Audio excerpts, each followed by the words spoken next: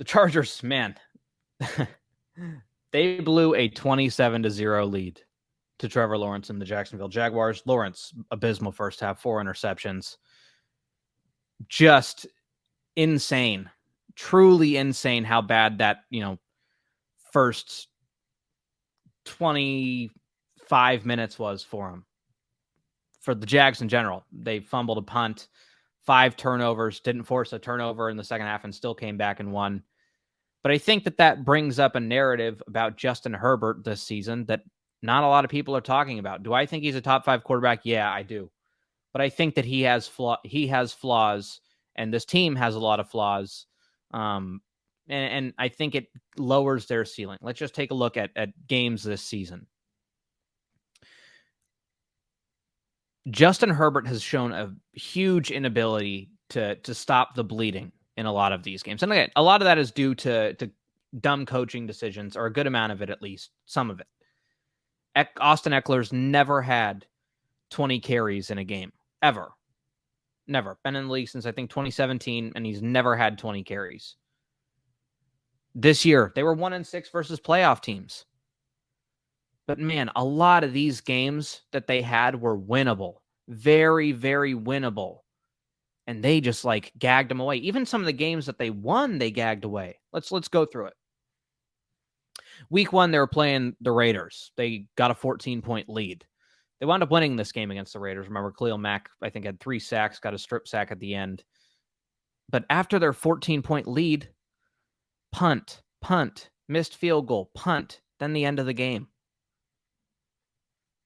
It was a 5-point game when Khalil Mack forced that strip sack to seal it.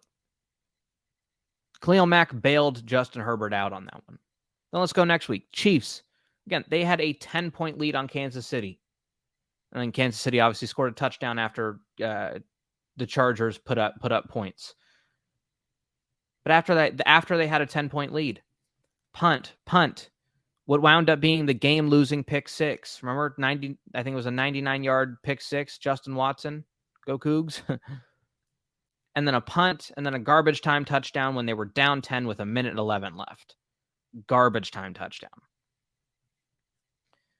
Week 3 against the Texans. Again, this happens a lot more frequently. They had a 20-point lead. And listen, they won the game. They did win the game. And they finally, this is one of the games where they did. They had a 20-point lead. Punt, fumble. Then they finally got a touchdown. They were using Austin Eckler that entire drive. And then turnover on downs. But the thing is that you couldn't pile it on versus the second worst team in football, the team who's picking second in this year's draft. And even as they go later in the season, once they start playing playoff teams, they played the Niners. They had a 10-point lead. Field goal, punt, turnover on downs, interception to end the game. Chiefs, 7-point lead, punt, fumble, touchdown, interception. Drives after a 10-point lead versus the Raiders.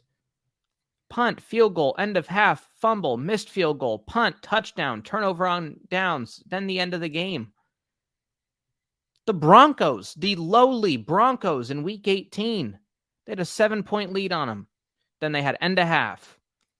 Punt, field goal, fumble, punt, touchdown, punt. A lot of punts, a lot of 3-and-outs.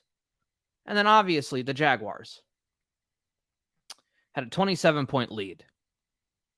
One drive was the end of half after the Jaguars drove down and scored a touchdown to cut it to a 20-point lead. Then punt, field goal, missed field goal, punt, and then they never saw the ball again. They have a serious problem with holding on to some of these leads. And I think a lot of it has to do with, whether it be the offensive scheme or, the personnel. I mean, they just fired Joe Lombardi, their offensive coordinator. I think they fired their passing game coordinator and quarterback coach as well.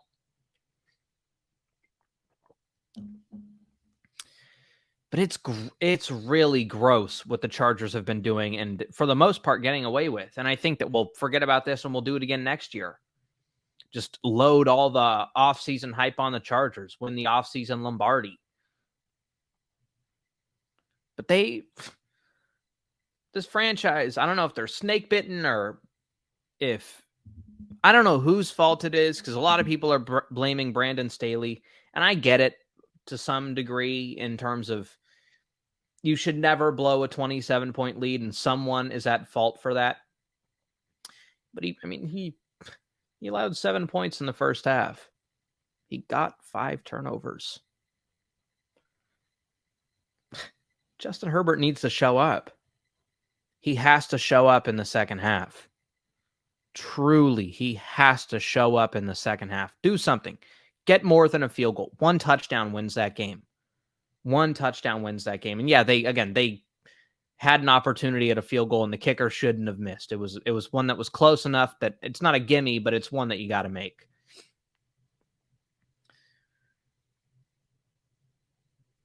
But like, score a touchdown. Score a touchdown, then you don't have to worry about it. Score a touchdown. Because I think that even if they make that field goal, I think the Jags go down and score a touchdown. I think that they do. Again, the Jags played a perfect second half. Touchdown, touchdown, touchdown. Then I think field goal. They ended that game scoring 4 touchdowns on 4 drives and kicking a game-winning, or 4 touchdowns on 5 drives, and the 1 drive they didn't score a touchdown was the game-winning field goal. But the Chargers have some issues on their hands, and I don't know how they solve them. I don't know how they solve them.